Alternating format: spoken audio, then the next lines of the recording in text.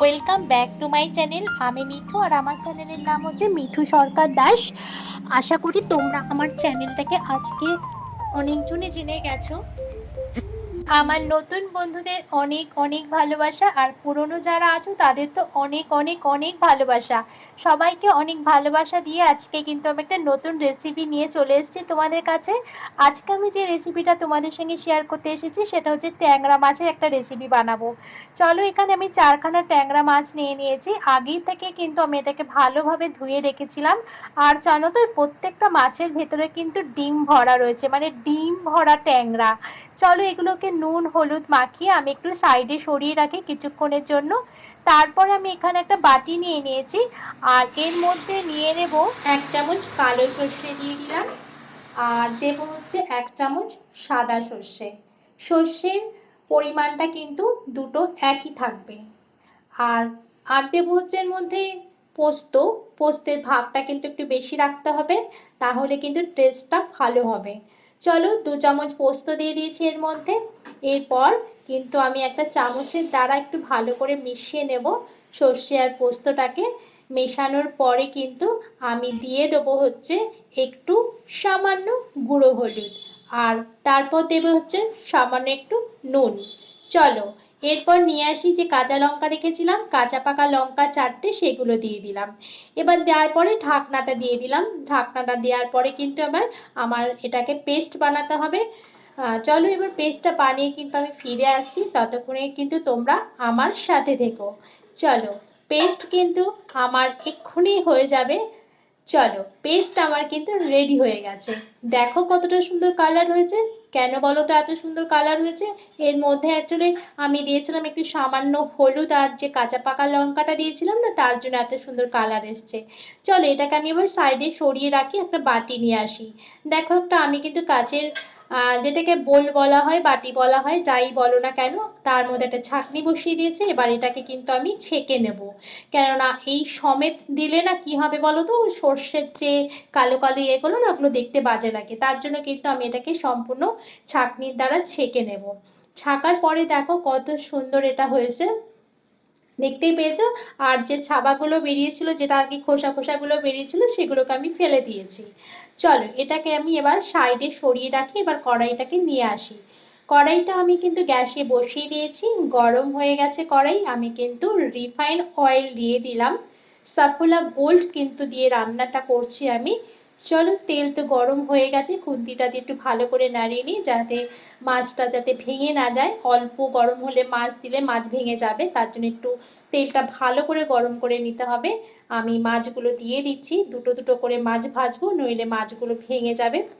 চলো, মাছটা এক পিঠ ভাজা হয়ে গেছে। এরপর কিন্তু আমি মাছ দুটোকে উল্টে দিচ্ছি। উল্টাতে গিয়ে কিন্তু বড্ড কষ্ট হয়েছিল, কিছুতেই উল্টাচ্ছিল না।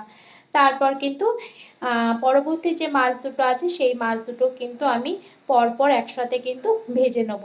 চলো, মাছ ভাজা করে কিন্তু আমি আলাদা সাইডে সরিয়ে রেখেছিলাম।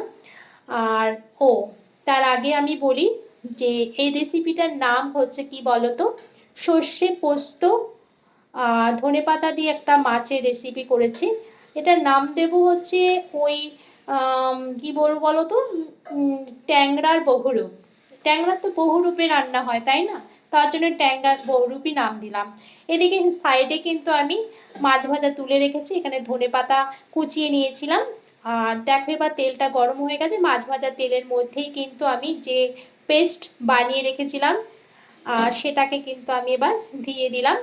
আর প্রথমে কিন্তু পুরোটা দিইনি, যদি বেশি হয়ে যায় তার জন্য প্রথমে একটু অল্প দিলাম। তারপরে দেখলাম না, 4টে মাছের জন্য কিন্তু আমার পুরোটাই লেগে যাবে। তারপর আমি দ্বিতীয়বার কিন্তু যতটা ছিল সেটাও কিন্তু আমি আবার ঢেলে দেব। চলো, সেটাকে দেয়া যাক, না হলে একটু কম হয়ে যাবে। সেটাকেও দিয়ে দিলাম। এবার কিন্তু এটাকে একটু ভালো করে খুন্তি দিয়ে নাড়িয়ে এর মধ্যে কিন্তু আমি একটু হলুদ আর নুন দেবো, কেননা আমি কিন্তু পেস্ট করার সময় কিন্তু নুন হলুদ দিয়েছিলাম, সেটা বুঝে আমাকে নুন হলুদটা দিতে হবে। চলো, নুন আর হলুদ কিন্তু দিয়ে দিয়েছি। এবার ভালো করে একটু নাড়িয়ে নিই। নাড়ানোর পরে কিন্তু আমি এটাকে যে কাঁচা লঙ্কাগুলো রেখেছিলাম, বাটা কাঁচা লঙ্কা তো দিয়েছি, আর গোটা কাঁচা লঙ্কা দেবো, এখনও দিইনি। মাছগুলো কিন্তু আমি দিয়ে দিলাম, কেন একটু মাছটা একটু ভালো না ফুটলে ভালো লাগবে না। এবার কাঁচা লঙ্কাগুলো দিয়ে দিলাম, কাঁচা আর পাকা লঙ্কা দিলে দেখতে খুব সুন্দর লাগে। চলো, মাছ তো আমার এখন হতে দিতে হবে প্রায় এই 5 থেকে 7 মিনিট। ঢাকা দিয়ে দিয়েছি, দেখো মাছ কিন্তু আমার টপক টপক করে ফুটছে আর প্রায় হয়েই গেছে। এরপর যে কুচনো ধনে পাতাগুলো ছিল সেগুলো কিন্তু আমি এবার কুচনো ধনে পাতাগুলো মাছের ওপরে কিন্তু সাজিয়ে দিয়ে দিলাম। এবার সাজানোর পরে আমি এবার একটা খুন্তিটা দিয়ে একটু ভালো করে ধনে পাতাগুলো যাতে ঝোলের মধ্যে একটুখানি ঢুকে যায়, একটুখানি সেটা একটু সুন্দর করে নাড়িয়ে টাড়িয়ে দিয়ে দাও। চলো এবার নাড়ানো যাক, মাছটা একটু হোক, একটুখানি হবে, এক্ষুনি হয়ে গেছে যদিও। চলো এরপর কিন্তু আমাকে মাছটা পরিবেশন করতে হবে, তার আগে সার্ভ করতে হবে।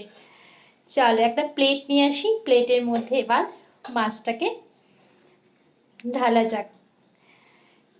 আমি কিন্তু সার্ভ করে দিয়েছি, দেখতে দেখো কতটা সুন্দর হয়েছে না। তার উপরে আমি একটু ধনে পাতা আর কাঁচা পাকা লঙ্কা, আর তারপরে কিন্তু আমি একটু সর্ষের তেল দিয়ে দিয়েছিলাম কাঁচা, তবে বেশি দিইনি, আমরা তো তেল কম খাই।